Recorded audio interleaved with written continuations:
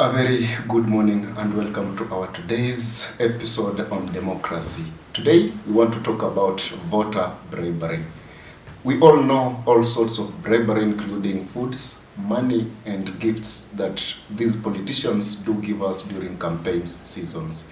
So this discussion, we want to differentiate between a politician and a leader. So join me on this episode, and in the studio I have three gentlemen who will help me discuss this topic.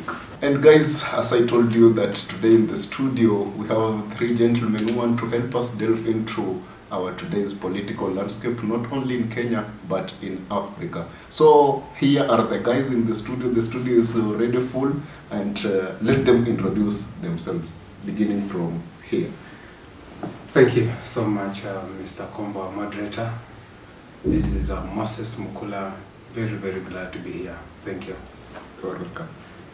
Okay, thank you very much, Mr. Kombo. I'm Juma Ben. Nafahamika kama Mr. Chair. Kilizia Mr. Chair unanipata. Karibu Mr. Chair. Asante. Thank you, Mr. Kombo, our president in other terms. I must put more over, that is Professor Luther in other terms. That's my name. Thank you, Professor Luther. You see, that's your part-time name. Sure. And, I'll be your host, Kombo, the president. Differentiate between a leader and a politician. It's okay. Thank you so much once again. I want to take this chance to please bring this particular difference clearly and briefly. And first of all, I want to say that we as young men, we all know that actually the destiny of our nation, Kenya, or even Africa at large, is in our hands.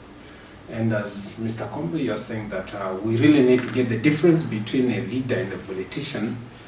And broadly, I would like to put it in this way, that it really depends on the motive of who is being involved in this thing.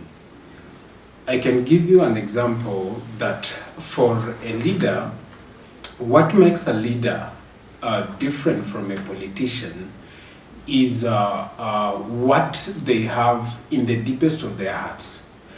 A leader, if I may put it, a very, very good leader is someone who has the interest of the people even in the heart. Unfortunately, if we use an example of our nation, Kenya, Mr. Kombo, you realize that a politician's definition is simply the self-ambition desires. That's how I can really put it. But for a leader, this is someone who is not even so much interested in influence, in power, in maintaining all that. But actually, his interest is in upbringing people, ensuring that actually they are coming to a point whereby they are able to fulfill that which God have actually made them to be. That's how I can really put it. Thank you. Mr. Ben, Yes. you are Mr. Ben, the chairperson. The chairperson. Thank you very much for the name. Yeah. And Ben, what are some of the effects that encounters the community who elects the bribers, or rather the voter briber person to become their leader? Like, I'm a politician, I come to your place, I give you 20 shillings, I give you 100 shillings, you give me your vote when I go to the parliament, or rather to the government. How am I supposed to behave? Because I gave you my money. It's like I was investing. Yeah, thank you, Mr. Kombo. In the first place, this is the main challenge that is facing Kenya and the community. First, I'm a politician. I come, I give you my money. When I'm elected, the first thing is, how am I going to get that money back? So, while I'm at that position, my first agenda to get my money back. The community, the people who elected me, they are suffering. That's the main challenge that is facing these people of Kenya. Tunadanganywa na viongozi, anakuja na propaganda zake mingi, na Wakenya hatubadiliki kila wakati kiongozi tosha, lakini akishaingia kwa hiyo kiti tunasahaulika. Hiyo ndo challenge kubwa inatuface. Then hawa viongozi tuna elect, tunachagua leader ama politician. Just as my brother has said there, leader ni mtu ako na wewe kwa moyo wake. Politician, I'm aiming for something. So nikishaingia hapo, I have achieved what I intended to achieve. But a leader, he will be with you on rain, on drought. Mtakuwa pamoja. I think that's the clear information I have. Thank you, Mr. Ben. Yeah. Perhaps, Mr. Luther, do you have anything to add on his explanation? Okay, let me talk about that a bit. When it comes to election of poor governance, I want to tell you, we're starting from citizens, and we are the voters now. We are using leaders by bribery method. We are receiving tokenism. I call it tokenism leadership because we want to be given something in order to elect leaders. And we don't have leaders, let me tell you, in our country, and majorly our motherland, Africa. We don't have leaders. We have bosses who want to divide us. There's a difference between a leader and a boss. And our politicians are the bosses. So they want to tell us, do this. And we want leaders who tell us, let us do this. It is we, not do alone. They want to dictate us. But what we want, what is the impact in the society now when we choose these people? What they want, it is the returning point, of which they want to, what they gave out is what they are going to look in the government. So after electing them, don't expect them to give back to their society. They are not going to give back automatically. What they are going to do is to sow what they did plant. So at this particular time, we don't want to expect anything after electing leaders by bribery method. They can never give us anything back. Thank you, Mr. Luther. And in another debate, I remember telling my people that as long as we are going to continue electing these bribery politicians, it's then we expect them to deliver. As long as we continue electing them into power and expect them to deliver, is like expecting snow from hell. This is because this person has invested. Getting into power, he'll need his money back. That's a period of 4 years. Then when it comes to the 5th year, he'll start building things halfway. If it's a bridge, he'll build halfway. If it's a school, he'll begin building a school halfway. So that during another season campaign, he'll come and tell you that you saw, I had begun building my school there. I was building a certain dispensary there. So what you need to do is you elect me back to the power so that I finish my venture. That's the nature of Kenyan politics, not only Kenya but African nations.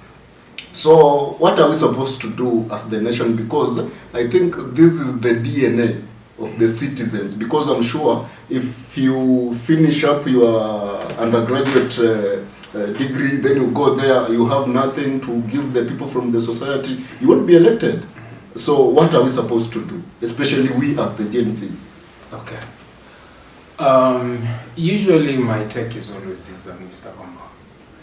As I was said earlier on, is that the future of our nation lies in our hands, particularly the Gen Zs, as you put it. Now, when we are talking about what to do to be able to solve the issue of the leaders who want to bribe us, you see, they want to buy that particular post for themselves. And I usually ask people this question, Mr. Kombo, that if a leader today is buying your vote, what do you think tomorrow he's going to sell to be able to maintain that particular post or that particular seat rather?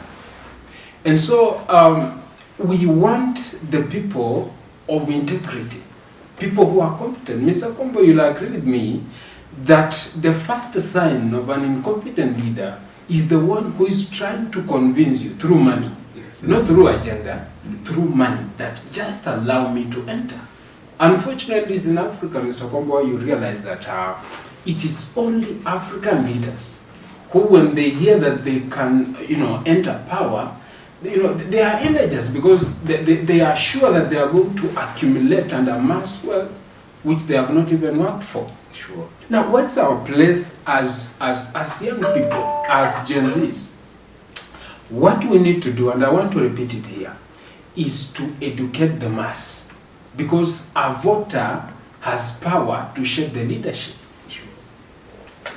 And so we cannot, fold our hands and look at it. We need to educate even the youngest generation in this way, Mr. Combo. You see, if you're a leader and you come to me, you want to offer me some money. If I don't have money, if I'm not dependent on myself, I'll not refuse to take that money.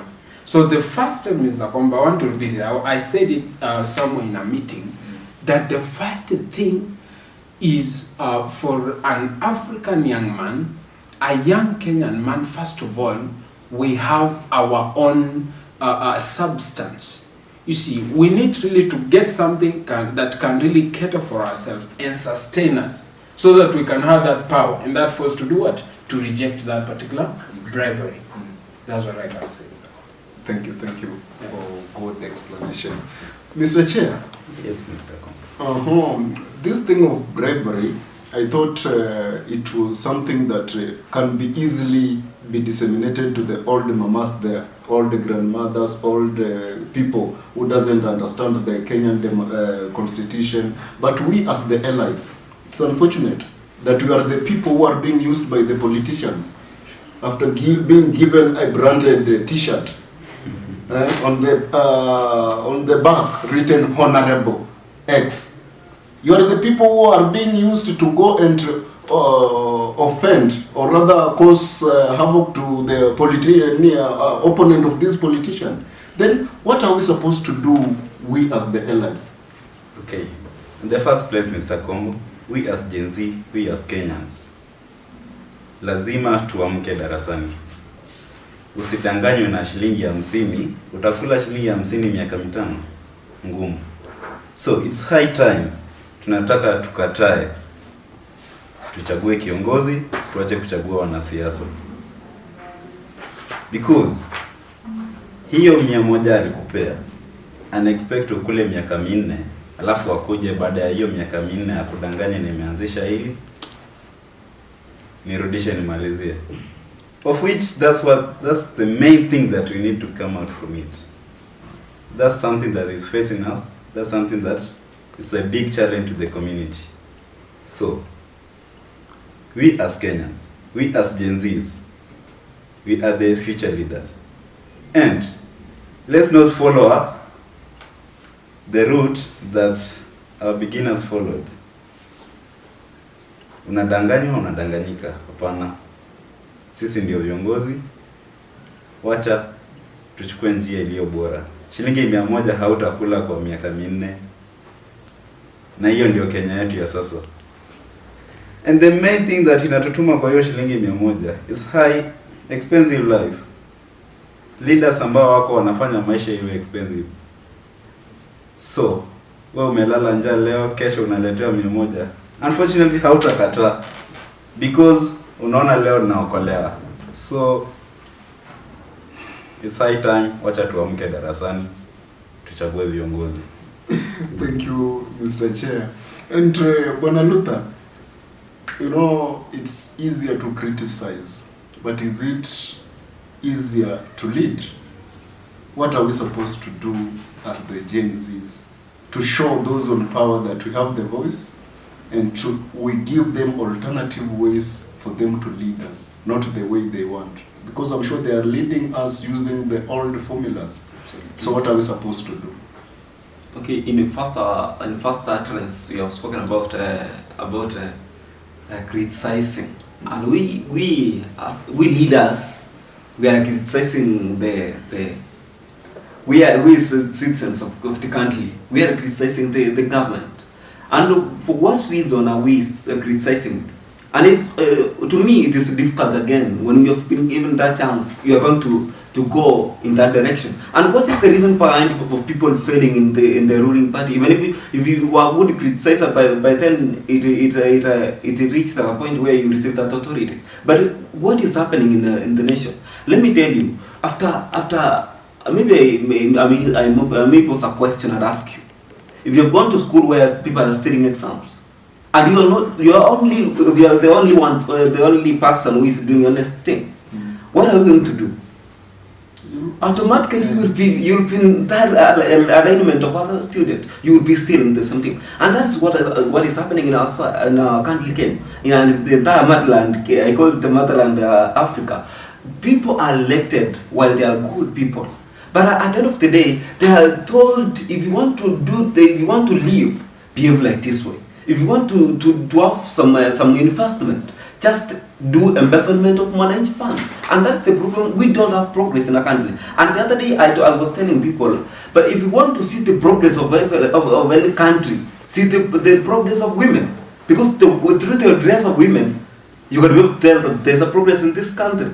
But if you can be able to see the tone women clothes, you will understand there's no progress in this country. And you understand as things going to chip in any country, women have to buy those things. So I want to tell you, we are led by people who are good at once. So they were saying that capability, if I was to be given this opportunity, I will lead people exactly what is needed. But when they enter that scene, they are told other things. So we are bribery in the government as starting from the highest rank. So how are we going to handle this? As Gen Z, we want to sit, we are the voice now, the country. And we want to be the voice of reasoning.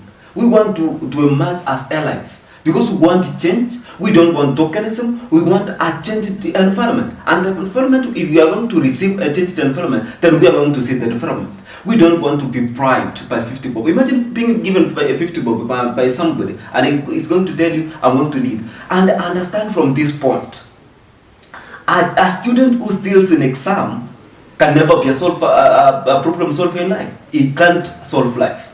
You try to steal, and that's the problem of us. We want a genuine work, and we are talking about development in this aspect.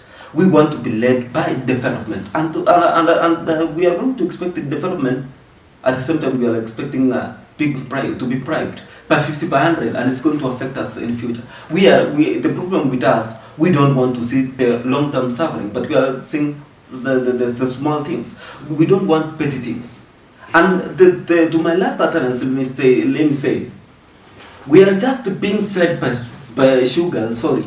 But when it comes to the long term, we are starving for bread, and we cannot receive bread if we are fed once sugar. So that is the aspect we are in. Thank you, my brother. Yes. Gen Zs have been trying to bring up the nation they've been yearning for. Through which ways? These people have been active on internet. Mention them: TikTok, YouTube, X, Facebook. They've been trying to air out the ways they want this nation to be governed. You remember the May demonstration? This thing was organized online, through TikTok, through X, all those platforms. That's where we saw a huge number of youths on the streets. The dressing code is the same. The banners they were holding were the same. And recently, I heard Hassan Joe, the former governor of Mombasa, warning these people, saying that a country cannot be built by the people who sit online trying to criticize the nation. What's your take on the same? Okay. I want to repeat this, Mr. Kombo, that when we talk about young men, you see, it's like they are saying that something is not working. That's the first thing. That's true. And they have a desire to enter and bring a change. And the only easy way is through that demonstration, through that criticizing, you see. And when it comes to a leader like Honorable Hassan Joho, you see, saying that these people are lazy, we need to come back and ask ourselves that what as a government has put in place to ensure that it is incorporating this particular youth, these particular Gen Zs, to make them busy.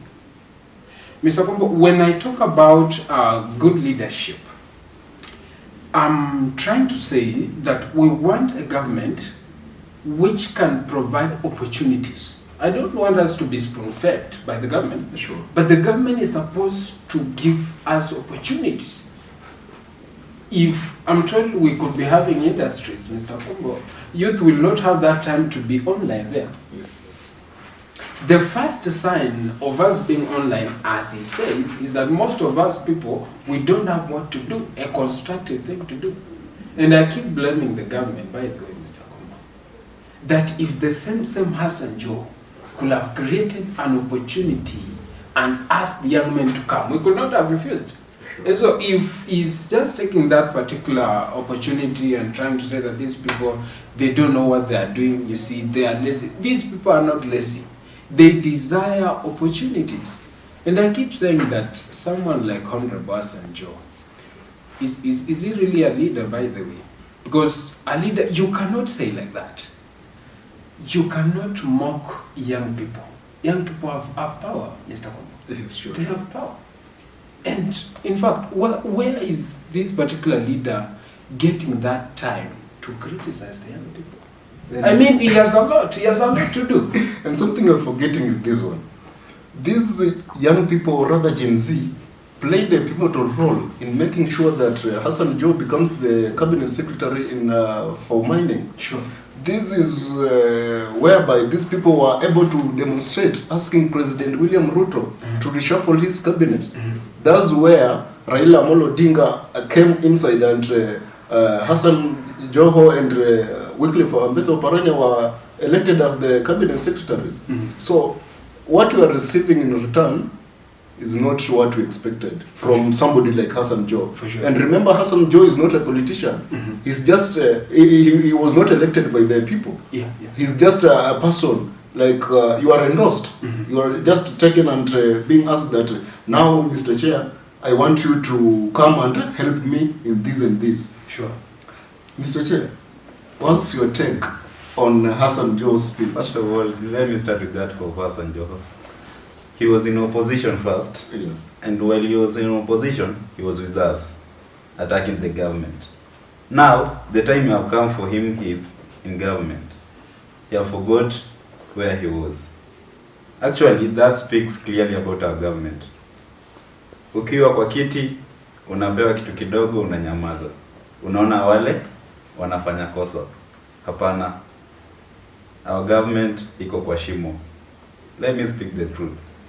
First, huyu Hassan Joho amekuwa opposition. We were with him fighting this current government. Baada ya kupewa position, mbona ageuke aseme Gen Z the idol? How idol? Gen Z tunasema heri ukose chakula lakini usikose data. Online lazima taingia. Yeah. So kusema ati tuko online tuna criticize government, hapana. Hapo alienda wrong. And they are same people. Let's come here 2026 tuanze campaign zetu, watatutafuta. Na round hii tumerevuka. Watakuja watukute nasi tumeenda. Ni hivyo. Sisi ndo tuko, sisi ndo tunakuja, we are the Gen Z. Saizi aongee, but people forget, media doesn't forget. Sure. Thank you, Mr. Ben.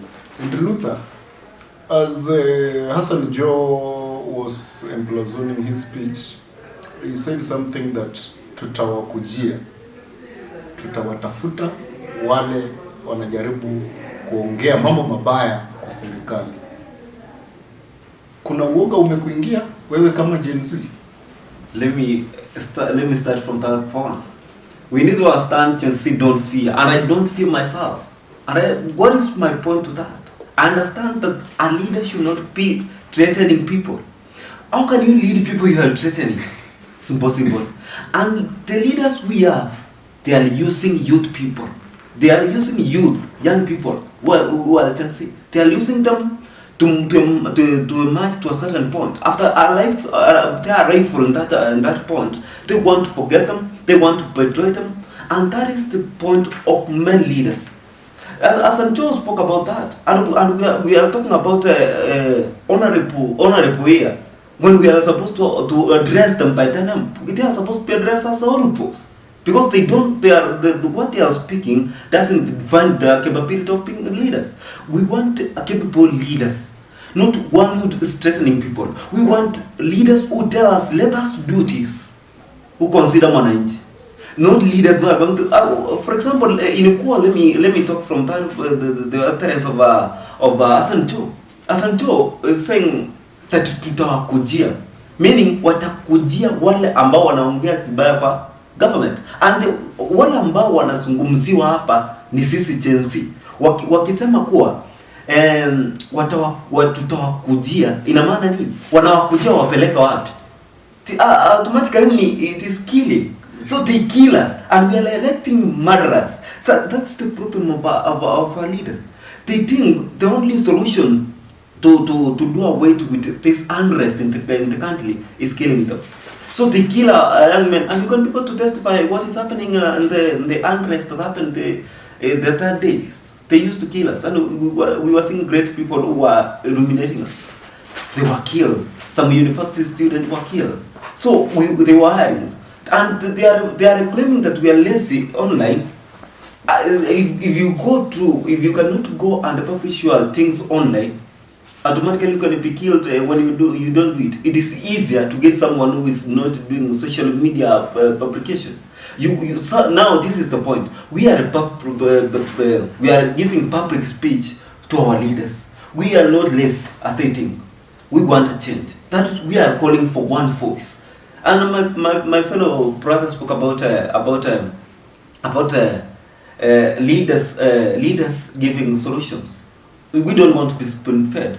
If I can be able to re-emphasis on what he spoke, he says we don't want to be spoon-fed, and that is the point we are. We don't want to be given, but we want to be given solutions. Why can't they create factories? Why can't they create industries?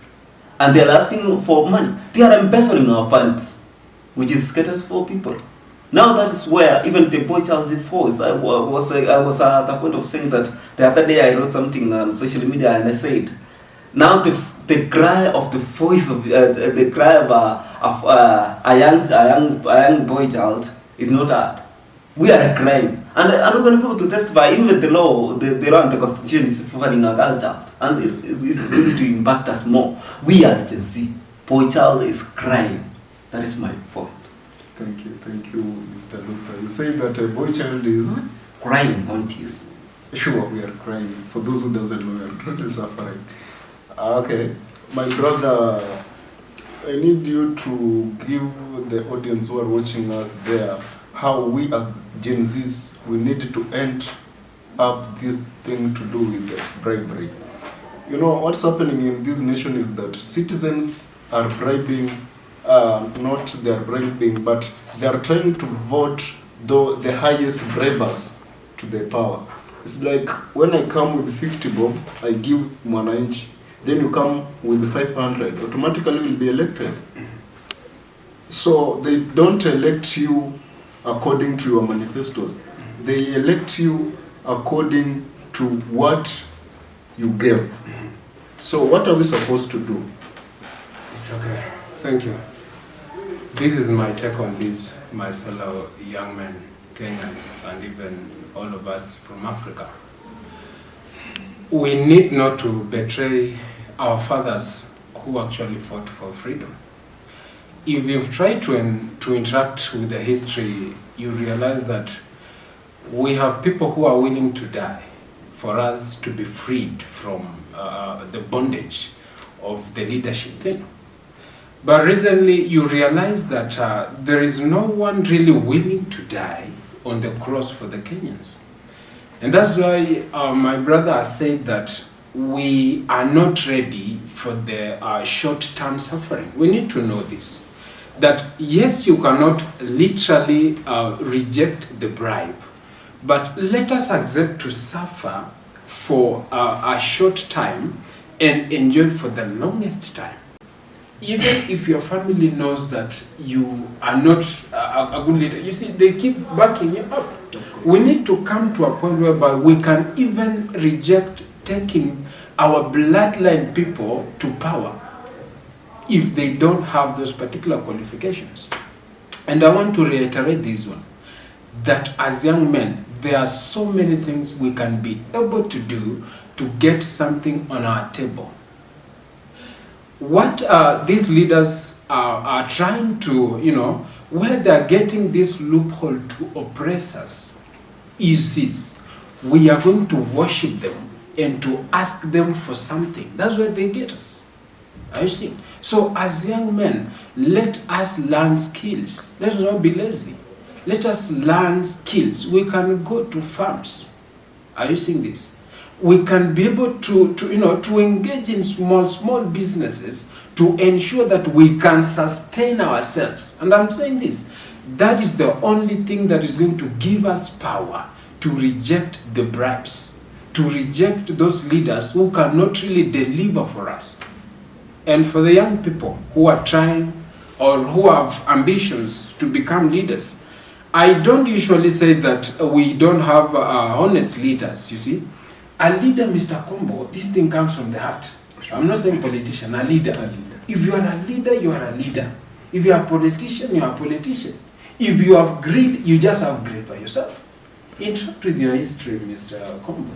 We have great people. Look at our African nations. Nations like Burkina Faso. I like this guy who was called Thomas Sankara. The guy was serving people from the heart, my brother. Look at our brother from Tanzania, Mandela. I mean, not Mandela. We have not leave alone this guy.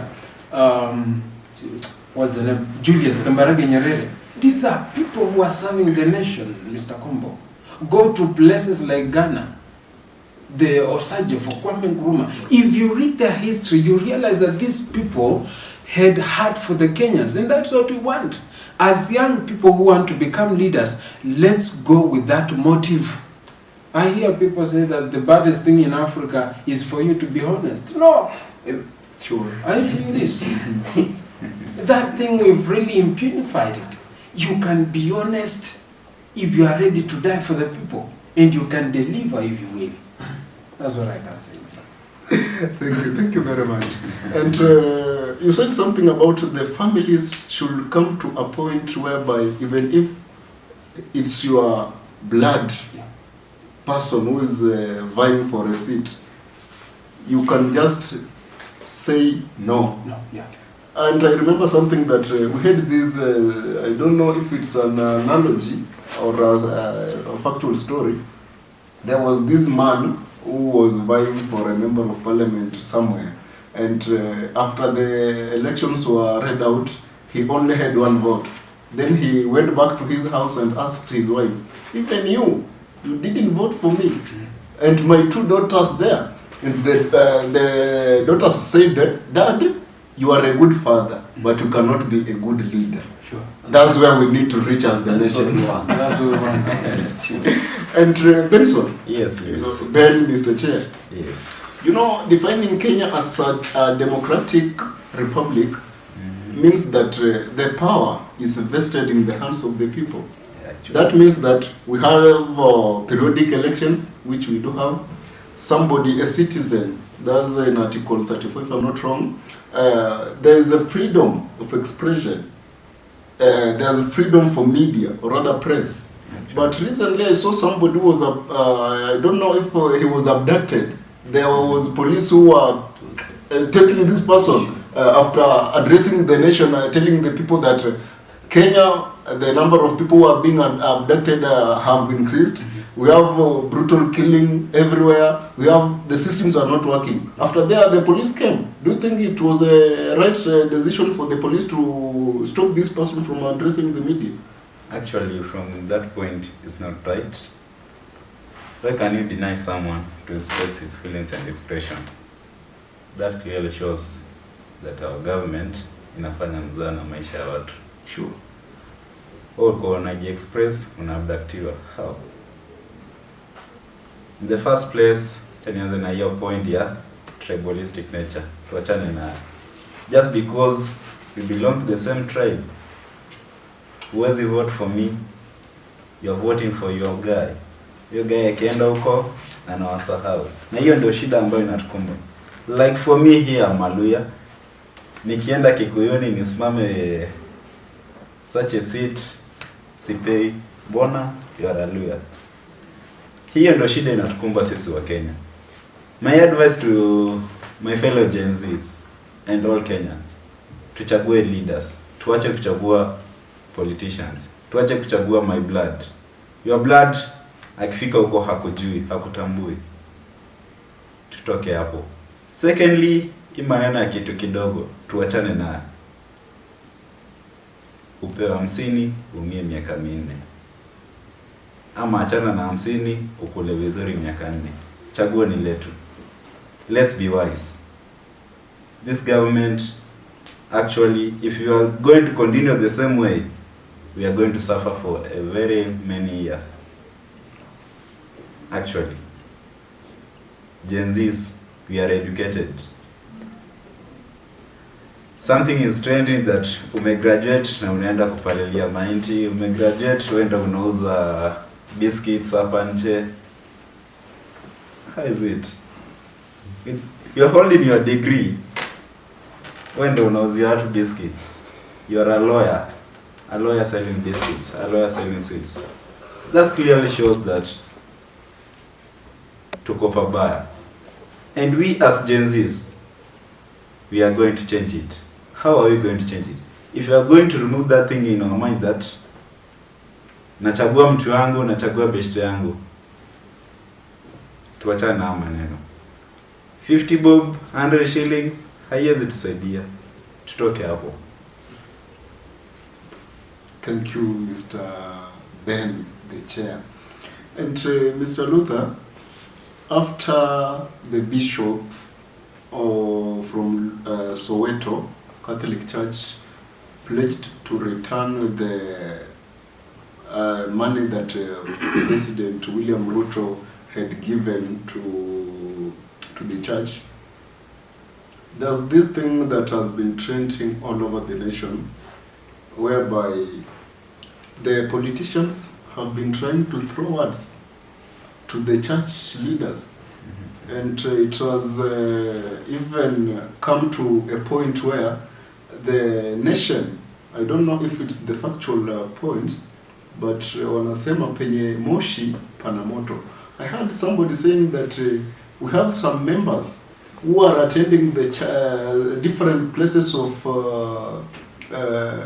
sacred places, let me say church, and they try to monitor how the pastor delivers his or her sermon in such a way that if you mention anything, any vice to do with the government, there's the repercussions that will come after your members, or rather your believers, are of the church. What's your take on this? Because I'm trying to imagine when the church is captured by the nation. We are going back to the Stone Age, whereby the highest dancer is the one who is being overpaid, which should not be the case. What's your take on the same? Okay, thank you, Mr. We are talking about the inclusivity of the government to the churches. In the first time, we used to think the leaders were to come from God, as the whole word of God says, and that is in the book of Romans. It says that for the authority cometh from God. And I want to tell you, now the world we are no authority is coming from God, but it's all about forcing things. And it is going to get for each and every individual to understand how government works in a systematic way. It's working in a systematic way. They want to include church, so they are using church to hide their Nebuchadnezzars. And the way they don't want to they want to be perceived as holy people when they are holy. They are not holy. So they are promising even manna from heaven, which is not heaven, is not manna. What they are telling us through the use of church is wrong. So what happened in Soweto, I like that thing, and this is the transparency we want as a nation. That God is going to stand with that Archbishop. God, that is what God wants. God wants, and you can be able to testify the Archbishop. I don't know his name, but what was his name? And I can't be able to recall. But let me tell you how good that man is. He has to call us in by this night. Is it Philip Anyolo? Anyolo. Yes, it's a good man. Bishop of Nairobi. Philip Anyolo is a good man, and that is the man we want. And we can. And why have you asked yourself why can't we elect those people who are preaching in church? They can never be given votes. So that is the problem. We only think that electing people with money is going to change our economy. So, and that is the problem of our constitution. And I keep on saying the constitution needs to be redefined, because we can never have a constitution which is telling us if you are going to be elected in a certain seat, you must have a certain amount of money. We don't want to go in that aspect. And the problem of our leaders, they want to compete in having money. You can be able to testify that the Honorable Excellency President is competing with the Uru's family. So he's aiming to be a point of that of Uru's family. And let me tell you one thing. Church can never be used as a mode of victory. We want to be defining things as they are. And there's a good writer called Ellen G. White. Ellen G. White spoke about the greatest want of the world is the want of men. Men who will not be bought, not be sold. Men who call us in by this nature. So we want to say that, man. And this is the first time we have seen transparency in our nation. It is impossible for you to, it is impossible for other citizens to return it 50 bob. And how would it happen to that Philip Anyolo, the Archbishop? He's a good man. So we don't want the church to be used by leaders. Church want to be seen in a different way. They are supposed to take part in praying for people who are going to lead the nation, but not to be used for the purpose of election. Now you have seen the election is nearing, and what they are telling us, choose people in this way. And we don't want leaders who are going to saunter in front seats in churches to fight in for seats. No, if you come to church, worship. If you decided to go to a certain church, do worshiping, but do not go for election, asking for votes. And that is why even God is going to do punishment, because the wrath of God is among those people who don't want to do the will of God. So they who are supposed to serve us, they are not giving us services, and that is what I can be able to tell. Thank you. Thank you, Mr. Luther. And my brother, before these people, I'll call them politicians. Before politicians get what they want, the simplicity portrayed when looking for the campaigns, it's obvious. When they go to churches, they take back seats for simplicity. And after being elected, now they are the politicians. When they come to church, even if the priests or the pastors are continuing with the sermons, they'll have to pause, wait for this politician to enter the church. They can even ask the believers to stand to honor these politicians. They are given the front seats. And I don't think if we as the nation, we are heading the right direction. I guess we are using the reverse gear. What do you have to say? What's your take on these people, or rather politicians, using the church in a wrong way? Thank you so much. Now, Mr. Kumba, let me pick from the point that you are saying, that when leaders happen to enter the spiritual congregation, the fathers or the priests and even the congregation tend to, I don't know if it is to honor, because Mr. Kumbo, the way he said is that there's a difference between a leader and a politician. True. And even the Bible itself says the biggest leader is the one who is willing to be a server. You need to serve people. Now, appearance sometimes is deceptive. And that's why we are saying that we want leaders who have those qualities from the heart. The other time I was listening to our own Professor Patrick Lumumba, and he was saying that when he entered an office somewhere and then he was given a post, after some time they gave him, many cars and many people bought gas. Then he says that he was like, why are you giving me all this thing? I don't need this. I want the simplest kind of life I had before I enter power. That's what we are saying. That church should not be used as an opium of the minds of the people. I know there is a place for the church in politics and leadership, but let's not confuse it. You see, when you enter a spiritual congregation, people tend to believe that there is some kind of holiness. Once you are connected with the spiritual things, you tend to win people's mind. And that's what politicians do. We need to come to a point, just like what my brother said, to refuse that bribes. Are you seeing? If you go to a church, if you are a leader, if people are kneeling down, you need to kneel down. Sure. Why should you be considered like you are an angel? You are not an angel. You are someone who need to serve people. And you see, and that's where the problem comes. These people, they want to be pampered, my brother. Meanwhile, the people who elected them are suffering. They come, they are drinking water here, they are drinking juice here, they are eating fruits here. While the guy who elected them is at the back, he slept hungry yesterday. Why should that be happening? And I usually say that leadership should be redefined. Politics is not a bad game. Politics, in my words, I usually say, if it is done in a right way, it is something that can be a leverage to many people's life. That's what I can say. Thank you. I feel like I'm blessed to have these great minds in the studio.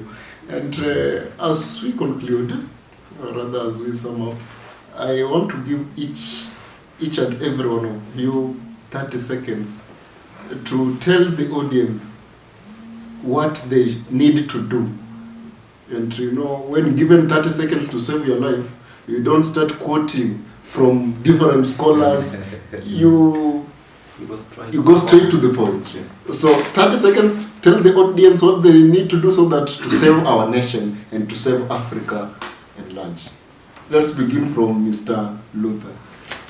Okay, being quick, thank you for that opportunity and this grandiose experience for it to me. And we need to understand we want a governance where we are treated fairly. As the Constitution is defining, there is treatment of fairness. And telling you, we want our voice as to be heard as a nation.